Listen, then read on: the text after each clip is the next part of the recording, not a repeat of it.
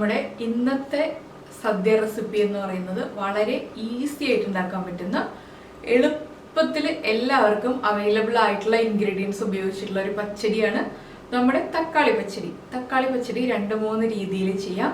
അതിൽ ഏറ്റവും സിമ്പിൾ ആയിട്ടുള്ള രീതിയിലാണ് നമ്മളിപ്പോൾ ചെയ്യാൻ പോകുന്നത്. തക്കാളി കൊക്കുക, അരപ്പ് ചേർക്കുക, തൈര് ചേർക്കുക, കഴിഞ്ഞു തക്കാളി പച്ചടിയുടെ പരിപാടി. അപ്പോൾ തക്കാളി കിച്ചടിയും ചെയ്യും, തക്കാളി പച്ചടിയും ചെയ്യും. ഇവിടെ ഞങ്ങൾ കുക്ക് ചെയ്യാതെ ചെയ്യുന്ന റെസിപ്പിയാണ് കിച്ചടി എന്ന് പറയുന്നത്. നമ്മൾ കുക്ക് ചെയ്തിട്ട് ചെയ്യുന്നതാണ് പച്ചടി. എല്ലാവർക്കും സംശയം ഉണ്ടാവാറുണ്ട്. മിക്ക പച്ചടികളും ചെയ്യുമ്പോൾ അതിന്റെ കമന്റ്സ് വരാറുണ്ട്, ഇത് പച്ചടിയും കിച്ചടിയും തമ്മിൽ എന്താണ് വ്യത്യാസം, എന്താണ് കിച്ചടി എന്നുള്ളത്. അപ്പോൾ കിച്ചടി ഇതുവരെ ഞാൻ വീഡിയോ ചെയ്തിട്ടില്ല. നമുക്ക് ഓണം സദ്യയിൽ ഉൾപ്പെടുത്താൻ പറ്റുമെങ്കിൽ ഓണം സദ്യ റെസിപ്പിയിൽ ഉൾപ്പെടുത്താം കിച്ചടിയുടെ റെസിപ്പി. ഇതിപ്പോൾ പച്ചടിയാണ്. അപ്പോൾ എല്ലാവർക്കും ഈ എളുപ്പത്തിലുള്ള പച്ചടി നമുക്കിപ്പോൾ ഉച്ചയ്ക്ക് ലഞ്ച് കൊണ്ടുപോകുന്ന ആളുകളാണെങ്കിൽ ലഞ്ച് ബോക്സിൽ ഉൾപ്പെടുത്താൻ പറ്റിയ റെസിപ്പിയാണ്. അതുപോലെ തന്നെ നമുക്കിപ്പോൾ വേറെ കറികളൊന്നുമില്ല എന്നുണ്ടെങ്കിൽ എളുപ്പത്തിൽ ഉണ്ടാക്കാം. ഇപ്പോൾ സ്കൂളിൽ കുട്ടികൾക്ക് കൊടുത്തിടാനാണെങ്കിലാണ് തക്കാളിയും തൈരും ഒക്കെ ഇഷ്ടപ്പെടുന്ന കുട്ടികളാണെങ്കിൽ കുട്ടികൾക്ക് ഈ ഒരു തക്കാളി പച്ചടിയും ഇഷ്ടപ്പെടും. അപ്പോൾ ചില റെസിപ്പികൾ നമ്മൾ സദ്യയിൽ തലേ ദിവസം ചെയ്തു വെക്കാൻ പറ്റുന്നതാണ്, ചില റെസിപ്പികൾ തലേ ദിവസം ചെയ്തു വെക്കാൻ പറ്റാത്തതാണ്. പക്ഷേ ഈ തക്കാളി പച്ചടിയൊക്കെ നമുക്ക് രാവിലെ ഒരു 10-15 മിനിറ്റ് സമയം ഉണ്ടെന്നുണ്ടെങ്കിൽ എളുപ്പത്തിൽ ഉണ്ടാക്കാൻ പറ്റുന്നതാണ്. നമുക്കിത് കുക്ക് ചെയ്യാൻ വെച്ചിട്ട് വേറെ ജോലികൾ ചെയ്യാവുന്നതേ ഉള്ളൂ. ഇതിന്റെ കൂടെ തന്നെ നിന്ന് നമ്മൾ ചെയ്തുകൊണ്ടിരിക്കേണ്ട ആവശ്യമില്ല. അതുപോലെയുള്ള റെസിപ്പികളും നമ്മൾ സദ്യയിൽ ഉൾപ്പെടുത്തിയാലേ നമ്മുടെ സദ്യ നമുക്ക് വേഗം റെഡിയാക്കി എടുക്കാൻ പറ്റുള്ളൂ. അപ്പോൾ ഈസി ആയിട്ടുള്ള ഈ തക്കാളി പച്ചടി എങ്ങനെ ഉണ്ടാക്കുന്നതെന്ന് നോക്കാം.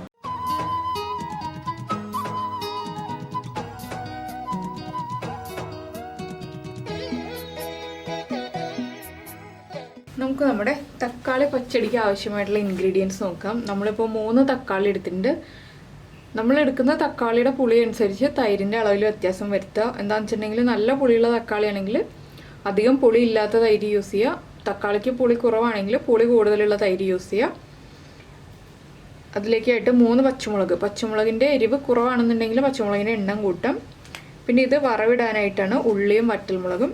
പിന്നെ നമുക്ക് ആവശ്യമുള്ളത് മഞ്ഞൾപ്പൊടി, കറിവേപ്പില, ഉലുവ, കടുക്, ജീരകം, തൈര്, തേങ്ങ ചിരവിയത്, പിന്നെ ആവശ്യമുള്ളത് ഉപ്പും വെളിച്ചെണ്ണയും വെള്ളവുമാണ്. ആദ്യം അപ്പോൾ ഞാൻ ഇതിൻ്റെ അരപ്പാണ് റെഡിയാക്കാൻ പോകുന്നത്. അരപ്പ് റെഡിയാക്കി കഴിഞ്ഞിട്ടാണ് ഇപ്പോൾ ഞാൻ തക്കാളി കുക്ക് ചെയ്യാൻ വയ്ക്കുന്നത്. അപ്പോൾ നിങ്ങൾ വീട്ടിൽ ചെയ്യുമ്പോൾ തക്കാളി കുക്ക് ചെയ്യാൻ വെച്ചിട്ട് അരപ്പ് റെഡിയാക്കുക, രണ്ടും ഒരേ സമയത്ത് തന്നെ നടക്കും.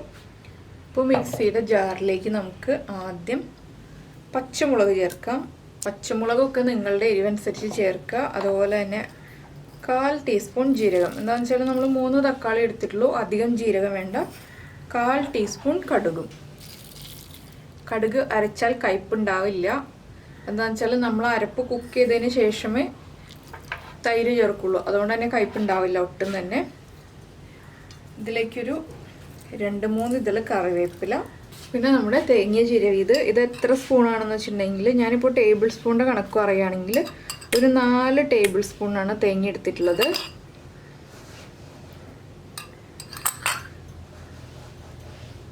ഇനി ഇത് കുറച്ച് വെള്ളം ചേർത്ത് നമുക്ക് നന്നായിട്ട് അരച്ചെടുക്കാം.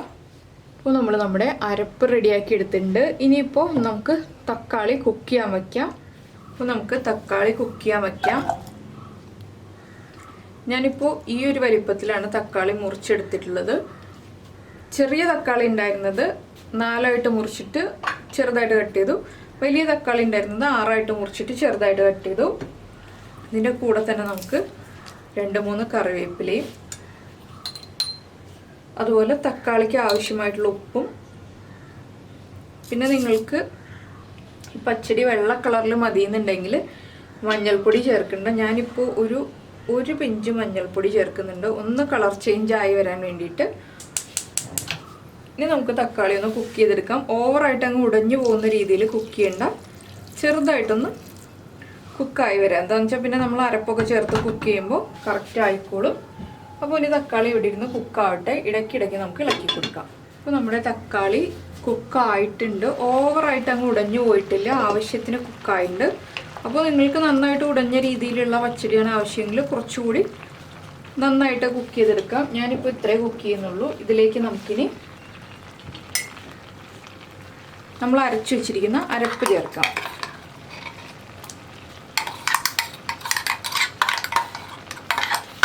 മിക്സ് മിക്സിയുടെ ജാറിലേക്ക് തന്നെ കുറച്ച് വെള്ളവും കൂടി ഞാൻ ചേർത്തിട്ട് ഒന്ന്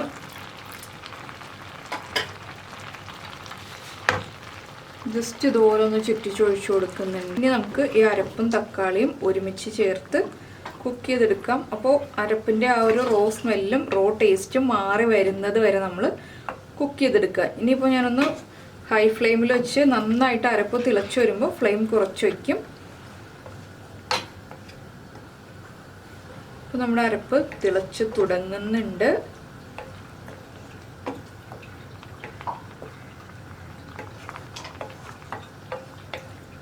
ഇനി നമുക്ക് ഫ്ലെയിം കുറച്ച് വീണ്ടും അടച്ചു വയ്ക്കാം. ഒരു 2 മിനിറ്റ് ഈ അരപ്പൊന്ന് കുക്കാവട്ടെ. അതുപോലെ തന്നെ ആ പച്ചമുളകിൻ്റെയൊക്കെ ആ റോ ടേസ്റ്റ് ഒന്ന് മാറി വരട്ടെ.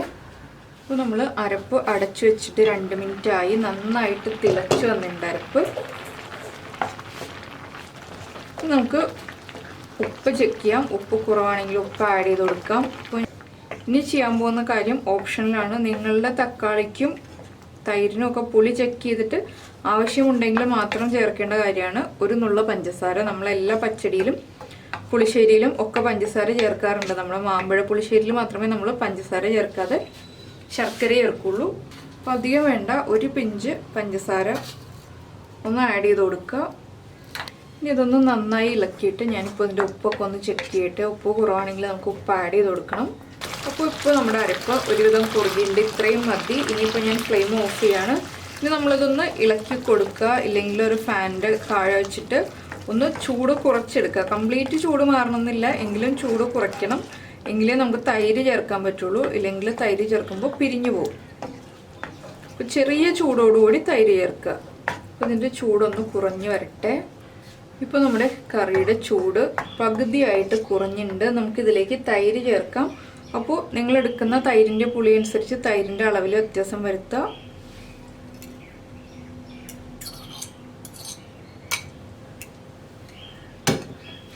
ഞാനിപ്പോൾ കുറച്ച് തൈര് ചേർത്തിട്ട് ഒന്ന് ഇളക്കി മിക്സ് ചെയ്തിട്ട് പുളി ചെക്ക് ചെയ്യട്ടെ. അതിനുശേഷം ആവശ്യമാണെങ്കിൽ നമുക്ക് തൈര് ചേർക്കാം. അപ്പോൾ ഈ തക്കാളി പച്ചടി തന്നെ 2-3 രീതിയിൽ നമുക്ക് ചെയ്യാം. അതിൽ ഏറ്റവും ഈസി ആയിട്ടുള്ള രീതിയാണിത്. എന്താണെന്ന് വെച്ചാൽ നമുക്കിപ്പോൾ സദ്യ റെഡിയാക്കുമ്പോൾ തക്കാളി പച്ചടി ഉണ്ടാക്കണം എന്നുണ്ടെങ്കിൽ തക്കാളി വഴറ്റിയ സമയമൊന്നും പോവാത്ത രീതിയിലാണ് നമ്മൾ ഇത് ചെയ്യുന്നത്. പിന്നെ സെയിം തന്നെ തക്കാളി കിച്ചടിയും ചെയ്യും. അതാകുമ്പോൾ കുറച്ച് വ്യത്യസ്തമായ രീതിയാണ്. ഓരോന്നും ഓരോ രീതിയാണ്. ഇനിയിപ്പോൾ ഞാനൊന്ന് ഉപ്പും പുളിയൊക്കെ ചെക്ക് ചെയ്യട്ടെ.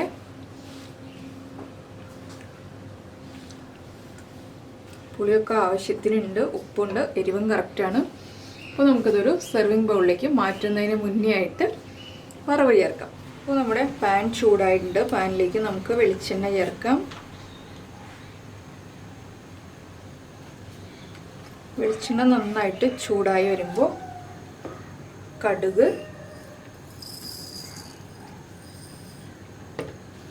കടുകൊന്ന് പൊട്ടി വരട്ടെ. അപ്പോൾ നമ്മുടെ കടുക് പൊട്ടിക്കൊണ്ടിരിക്കുന്നുണ്ട്. ഇതിലേക്ക് നമുക്ക് ഒരു 1/4 ടീസ്പൂൺ ഉലുവയും കൂടി ചേർക്കാം. ഉലുവയുടെയും കളറൊന്ന് മാറി വരുമ്പോൾ നമ്മൾ റൗണ്ടിൽ കട്ട് ചെയ്ത് വെച്ചിരിക്കുന്ന ഉള്ളി ചേർക്കുക. ഇനി ഉള്ളിയുടെ കളറൊന്ന് മാറി വരണം.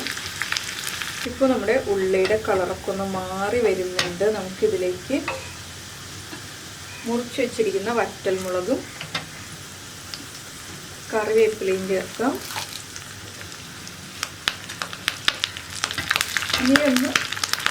ഇനി കറിവേപ്പില ഒന്ന് മുരിഞ്ഞ് വരിക. വറ്റൽമുളകിൻ്റെ കളറൊന്ന് ലൈറ്റായിട്ട് ചേഞ്ച് ആയി തുടങ്ങുക. അത്രയും മതി. ഒരുപാടങ്ങനെ കളർ ചേഞ്ച് ആയി പോകണ്ട. ഇനി നമുക്ക് ഈ വറവ് കറിയിലേക്ക് ചേർക്കാം. അപ്പോൾ നമ്മുടെ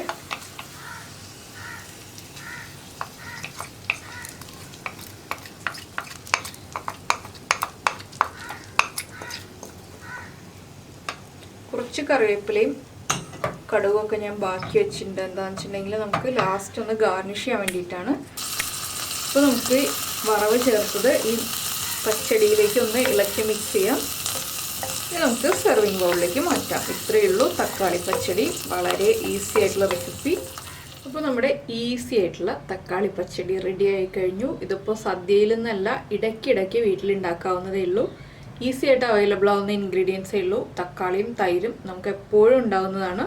അപ്പോൾ പെട്ടെന്ന് ചോറിനൊരു കറി വേണം, ഒരു സൈഡ് ഡിഷായിട്ടൊരു കറി വേണം എന്ന് വിചാരിക്കുകയാണെങ്കിൽ വേഗം തന്നെ ഉണ്ടാക്കാൻ പറ്റുന്ന പച്ചടി. അപ്പോൾ എല്ലാവരും ഈ ഒരു തക്കാളി പച്ചടി സദ്യയിൽ ഉറപ്പായിട്ട് ഉണ്ടാക്കി നോക്കുക. എന്താണെന്ന് വെച്ചാൽ നമുക്ക് രാവിലെ അധികം ബുദ്ധിമുട്ടില്ലാതെ ഉണ്ടാക്കാൻ പറ്റുന്ന, സദ്യയുടെ അന്ന് രാവിലെ വലിയ ബുദ്ധിമുട്ടുകളില്ലാതെ ഈസി ആയിട്ട് ഉണ്ടാക്കാൻ പറ്റുന്ന പച്ചടിയാണ്. നമ്മളിപ്പോൾ ബീട്രൂട്ട് പച്ചടിയൊക്കെ ഉണ്ടാക്കുകയാണെങ്കിൽ സമയം പോവും. പാവയ്ക്ക പച്ചടി ആണെങ്കിലും പാവയ്ക്ക ഫ്രൈ ചെയ്തെടുത്തൊക്കെ വരുമ്പോൾ കുറച്ച് സമയം എടുക്കും.